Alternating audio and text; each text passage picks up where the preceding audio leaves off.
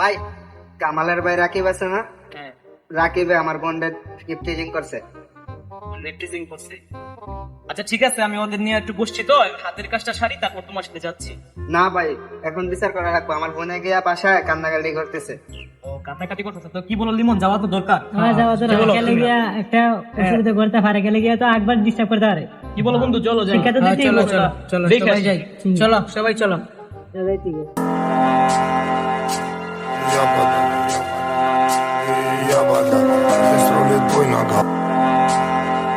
এটা কি ভাই, তুমি ওর বোনের রিপ্রেজেন্ট কেন করছো? একবার বাহ, আস্তে, এই জায়গায় ভাইয়া কথা বলতেছি তো, আস্তে। Is not right. হ্যাঁ, তুমি ওর বোনকে কেন রিপ্রেজেন্ট করছো? হ্যাঁ, আরে এটা বুঝি নি দেখি। এটা কি ভাই, তুমি ওর বোনের কেন রিপ্রেজেন্ট করছো? এটা কিন্তু ঠিক না, ঠিক আছে রাকিব?